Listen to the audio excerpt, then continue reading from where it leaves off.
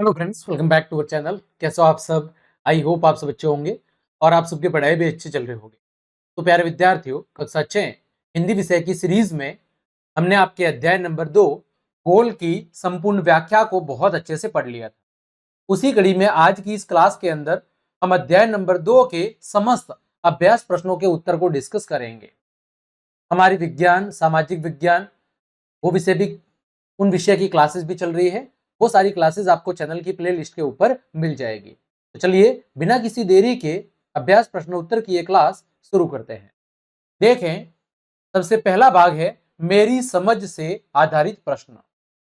दिया गया है, नीचे दिए गए प्रश्नों का सटीक उत्तर कौन सा है, उसके सामने आपको तारा यानी स्टार बनाना है। देखिए प्रश्न क्या है। क का पहला प्रश्न, दोस्त खेल में इतना गुस्सा अच्छा नहीं, मैंने तो अपना बदला ले ही लिया है, मगर तुम मुझे हॉकी नहीं मारते तो शायद मैं तुम्हें 2 ही गोल से हराता। मेजर ध्यानचंद की इस बात से उनके बारे में क्या पता चलता है? ये जो बात मेजर ध्यानचंद ने अपनी विरोधी टीम के खिलाड़ी को कही थी, जब विरोधी टीम के खिलाड़ी ने ध्यानचंद के सिर पर हॉकी मारी थी, तब उन्होंने कहा था कि दोस्त खेल में इतना गुस्सा अच्छा नहीं, मैंने तो अपना बदला है वो गोल करके ले लिया है, और यदि तुम मुझे हॉकी नहीं मारते तो शायद मैं तुम्हें 2 ही गोल से हराता। लेकिन बाद में उन्होंने लगभग 6 गोल किए थे। तो मेजर ध्यानचंद की इस बात से क्या पता चलता है? वे अत्यंत क्रोधी थे, वे अच्छे ढंग से बदला लेते थे, उन्हें हॉकी से मारने पर वे अधिक गोल करते थे, और वे जानते थे कि खेल को सही भावना से खेलना चाहिए। तो इसका सही उत्तर क्या होगा कि मेजर ध्यानचंद ये बात बहुत अच्छे से जानते थे कि खेल को हमेशा खेल की भावना से ही खेलना चाहिए। ठीक डियर। दूसरा देखो, क का दूसरा, लोगों ने मेजर ध्यानचंद को हॉकी का जादूगर कहना क्यों शुरू कर दिया? लोगों ने मेजर ध्यानचंद को हॉकी का जादूगर कहना क्यों शुरू कर दिया? उनके हॉकी खेलने के विशेष कौशल यानी कला के कारण, उनकी हॉकी स्टिक की अनोखी विशेषताओं के कारण, हॉकी के लिए उनके विशेष लगाव के कारण, या उनकी खेल भावना के कारण? इसका सही उत्तर क्या होगा? उनके हॉकी खेलने की जो विशेष कला थी, उनमें हॉकी खेलने का जो विशेष टैलेंट था, उस टैलेंट की वजह से लोगों ने उन्हें क्या कहना शुरू कर दिया? हॉकी का जादूगर कहना शुरू कर दिया। ठीक, आगे बढ़े। पहले प्रश्न का दूसरा भाग ने क का दूसरा भाग ख वाला। अब अपने मित्रों के साथ चर्चा कीजिए कि आपने यही उत्तर क्यों चुने। कि पहले प्रश्न में आपने द विकल्प क्यों चुना और दूसरे वाले में अ विकल्प क्यों चुना, उसके पीछे क्या कारण है वो बताना है। देखो, पहले प्रश्न के अंदर मेजर ध्यानचंद ने खिलाड़ी को चोट पहुंचाने की बजाय खेल के माध्यम से यानी गोल करके अपनी अपनी जो विरोधी है, सामने वाली टीम का खिलाड़ी, उसको जवाब दिया। और अंत में मेजर ध्यानचंद ने उसे खेल भावना की सीख भी दी कि मित्र, खेल में इतना ज्यादा गुस्सा करना ठीक नहीं है ना, खेल को हमेशा खेल की भावना से ही खेलना चाहिए।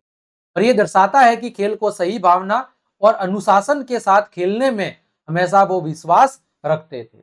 इसी वजह से प्रश्न संख्या 1 में हमने द विकल्प को चुना था। फिर दूसरे प्रश्न में पाठ के अनुसार बताया गया है कि बर्लिन ओलंपिक में आपके मेजर ध्यानचंद के खेलने के ढंग यानी खेलने के तरीके से प्रभावित होकर ही दुनिया ने उन्हें हॉकी का जादूगर कहना शुरू किया था।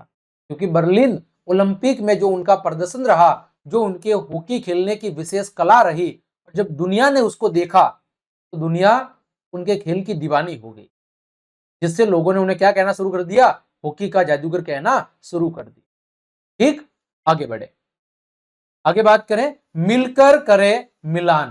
कौन से प्रश्न है? मिलकर करे मिलान आधारित प्रश्न है। देखो यहां पर एक भाग में शब्द लिखे गए हैं, दूसरे भाग में अर्थ अथवा संदर्भ दिया हुआ है, आपको सही के साथ मिलाना है। पहला है लॉन्स नायक। लॉन्स नायक कौन थे?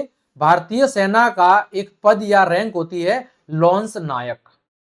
दूसरा शब्द है बर्लिन ओलंपिक। तो वर्ष 1936 के अंदर जर्मनी के बर्लिन शहर में आयोजित ओलंपिक खेल प्रतियोगिता, इसमें लगभग 49 देशों ने भाग लिया। ठीक है।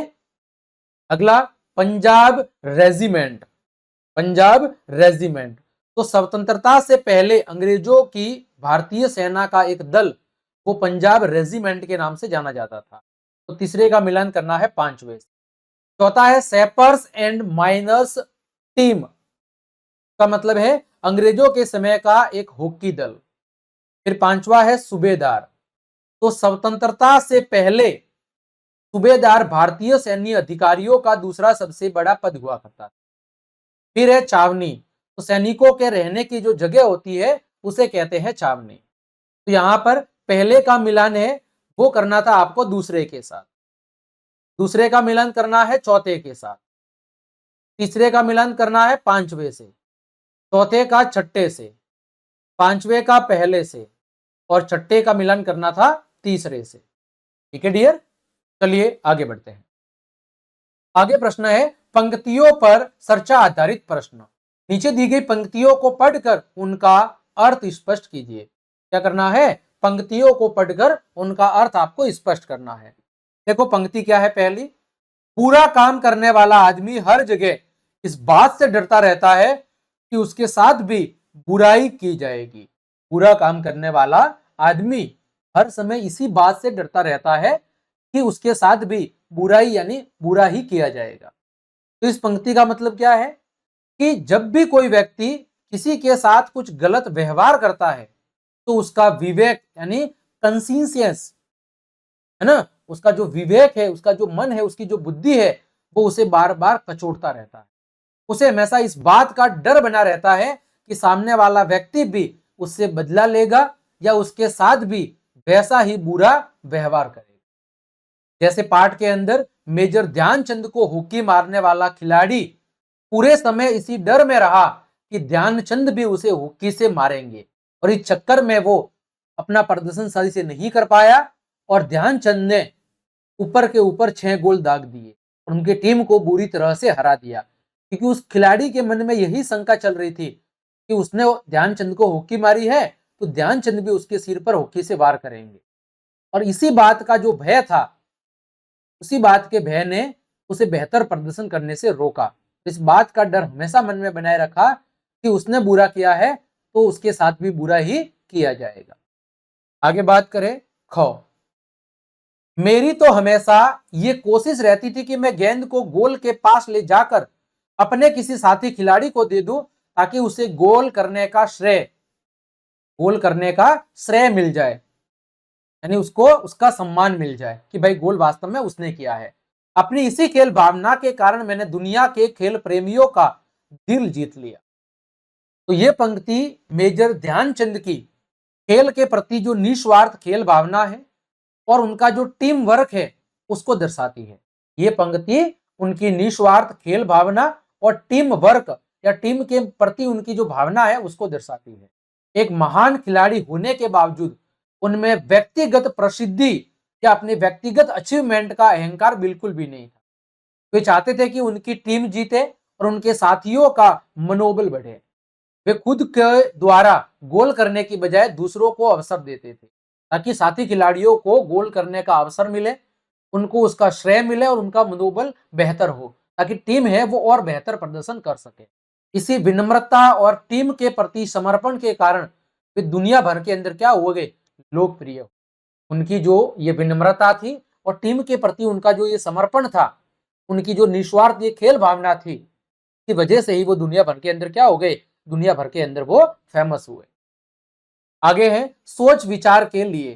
कौन से प्रश्न है? सोच विचार आधारित प्रश्न। पहला प्रश्न है क, ध्यानचंद की सफलता का क्या रहस्य था? प्रश्न क्या कह रहा है? मेजर ध्यानचंद की सफलता का रहस्य क्या था? तो मेजर ध्यानचंद के अनुसार उनकी सफलता का कोई जादुई गुरु मंत्र उसके पास नहीं था, बल्कि उसकी सफलता के 3 मुख्य आधार थे। पहला था लगन, खेल के प्रति उनका अटूट समर्पण, खेल के प्रति उनका जुनून, उनकी लगन। फिर साधना, खेल के प्रति उनका कठोर अभ्यास और उतना ही बेहतर अनुशासन। साथ ही साथ खेल भावना, व्यक्तिगत रिकॉर्ड की बजाय, खुद के अचीवमेंट की बजाय टीम की जीत के लिए खेलना, और वही उनकी सफलता का सबसे बड़ा क्या था, फैक्टर था या सफलता का सबसे बड़ा रहस्य था। एक तो उनकी खेल के प्रति उनका लगन, जिस अटूट समर्पण के प्रति या अटूट समर्पण के जरिए वो खेल खेला करते थे। फिर उनकी कठोर अभ्यास और उनका अनुशासन, और फिर खेल भावना कि वो खुद के गोल करने की बजाय, खुद के रिकॉर्ड की बजाय टीम की जीत को सबसे ऊपर सर्वोपरि रखते थे। ठीक, आगे बढ़े। ख, किन बातों से ऐसा लगता है कि ध्यानचंद स्वयं से पहले दूसरों को रखते थे? ऐसी कौन सी बातें हैं जिससे ये पता चलता है कि जो ध्यानचंद है वो खुद से पहले दूसरों को रखते थे? तो पाठ के अंदर कुछ ऐसी बातें कही गई है जिनसे ये पता चलता है कि ध्यानचंद स्वयं से पहले दूसरों यानी अपने साथियों और देश को ऊपर रखते थे। जैसे साथियों को श्रेय देना, गोल का श्रेय किसको देना? साथियों को। तो ध्यानचंद है वो गेंद को गोल के पास ले जाकर खुद गोल करने की बजाय अपने किसी साथी खिलाड़ी को पास दे देते, ताकि उस खिलाड़ी को गोल करने का श्रेय मिल सके और वो भी मोटिवेट हो सके और टीम है वो बेहतर तरीके से प्रदर्शन कर सके। फिर देश के लिए खेलना, खेलते समय में हमेशा ये सोचते थे कि हार या जीत उनकी नहीं बल्कि पूरे देश की हार या जीत है, और यही उन्हें खेल में बेहतर प्रदर्शन करने के लिए चीजें मोटिवेट करती थी। फिर बदले की भावना का त्याग, तीर के ऊपर चोट लगने के बाद भी उन्होंने हिंसा की बजाय खेल के माध्यम से अपने विरोधियों को जवाब दिया, और विपक्षी खिलाड़ी को भी क्या किया? अंत में गोल करने के बाद सही राह दिखाई, और उन्हें भी खेल भावना से खेलने के लिए क्या दिया? अपना ज्ञान दिया या अपनी बातें कही कि खेल को हमेशा खेल भावना से ही खेलना चाहिए, न कि गुस्से में या एक दुश्मन की भांति। ठीक, आगे देखो। अगला है शब्दों के जोड़े विभिन्न प्रकार के, समान शब्दों वाले शब्द युग्म। जैसे जैसे मेरे खेल में निखार आता गया वैसे वैसे मुझे तरक्की भी मिलती गई। तो यहां पर इस पंक्ति में जैसे जैसे और वैसे वैसे शब्दों के जोड़े हैं, एक ही शब्द है वो 2 बार आया है। आप भी ऐसे 5 शब्द जोड़े आपको लिखने हैं, जैसे बार बार, धीरे धीरे, कभी कभी, साथ साथ और चलते चलते। यहां पर देखो एक ही शब्द है वो 2 बार आया है। ठीक, अगला देखो भिन्न शब्दों वाले शब्द युग्म। अभी हमने एक जैसे शब्द देखे थे, अब अलग अलग। खेल के मैदान में धक्का मुक्की और नोक झोंक की घटनाएं होती रहती है। इस वाक्य में 2 शब्द युग्म है, लेकिन इनके दोनों शब्द कैसे हैं? अलग अलग है। आप भी ऐसे 5 शब्दों का एक युग्म लिखिए जिसमें दोनों शब्द हो कैसे हो? अलग अलग हो। जैसे खेल कूद, दाना पानी, कूड़ा कचरा, हंसी मजाक और खाना पीना। यहां पर देखो दोनों शब्द है वो आपके अलग अलग है। अगला देखो योजक चिन्ह का प्रयोग।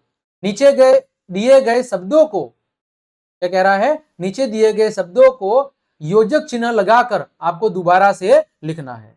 नीचे दिए गए शब्दों को योजक चिन्ह लगाकर दोबारा से लिखना है। देखो यहां पर अच्छा या बुरा, तो क्या लिखेंगे? अच्छा बुरा। छोटा या बड़ा? छोटा बड़ा। अमीर और गरीब? अमीर गरीब। उत्तर और दक्षिण? उत्तर दक्षिण। गुरु और शिष्य? गुरु शिष्य। अमृत या विष? तो अमृत विष। तो यहां पर हमने सब में बीच में क्या लगाया है? योजक चिन्ह यहां पर लगा दिया है। आगे बात करें पाठ से आगे के प्रश्न। कौन से प्रश्न? पाठ से आगे के। ध्यानचंद के स्थान पर यदि आप होते तो क्या आप बदला लेते? अपने विरोधी टीम के खिलाड़ी से क्या आप बदला लेते? यदि हाँ तो बताइए कि आप बदला किस प्रकार लेते? देखो यदि मैं ध्यानचंद की जगह पे होता तो मैं भी उनकी तरह, ध्यानचंद की तरह ही सकारात्मक बदला लेने की कोशिश करता। खेल के मैदान में शारीरिक हिंसा या झगड़ा करने की बजाय मैं अपने खेल को और बेहतर बनाता। मेरा बदला विपक्षी खिलाड़ी को चोट पहुंचाना नहीं बल्कि शानदार गोल करके अपनी टीम को बहुत अच्छे अंतर से जीत दिलाना होता, ताकि सामने वाले को उसकी गलती का क्या हो सके? एहसास हो सके कि उसने गलती की है। यदि मैं ध्यानचंद के स्थान पर होता तो मैं भी ध्यानचंद की तरह ही बिल्कुल सकारात्मक तरीके से बदला लेने की पूरी कोशिश करता, क्योंकि खेल के मैदान के अंदर शारीरिक हिंसा या झगड़ा करने की बजाय हमेशा अपने आप को खेल के अंदर बेहतर बनाने की कोशिश करनी चाहिए, और ऐसी स्थिति में अपने टीम को एक बहुत अच्छे तरीके से जिताने की कोशिश करनी चाहिए, ताकि सामने वाली टीम या उसके जो विरोधी खिलाड़ी है उनको अपनी गलती का एहसास हो सके। साथ ही साथ अंत में हो सके तो मैं भी ध्यानचंद की तरह ही विरोधी टीम के खिलाड़ी को खेल भावना से खेलने की बातें जरूर कहता। खेल को हमेशा खेल भावना से ही खेलना चाहिए, हार जीत तो खेल में हमेशा चलती रहती है। आगे देखो, आपको कौन से खेल और कौन से राज्य के खिलाड़ी सबसे अधिक अच्छे लगते हैं और क्यों? तो देखो, इसका उत्तर आप सबके अनुसार अलग अलग हो सकता है। ये उत्तर आपके व्यक्तिगत रुचि पर निर्भर करता है। उदाहरण के लिए मैं यहाँ पर मेरी बात कर रहा हूँ कि मुझे नीरज चोपड़ा है वो बहुत अच्छा लगता है, क्योंकि उसका जो फेवरेट खेल है वो मेरा भी फेवरेट खेल है भाला फेंक। इसीलिए वो मुझे पसंद है, क्योंकि वे साथ ही साथ बहुत कड़ी मेहनत और एकाग्रता से ओलंपिक में स्वर्ण पदक जीतकर उन्होंने देश का क्या किया है, मान सम्मान भी बढ़ाया है।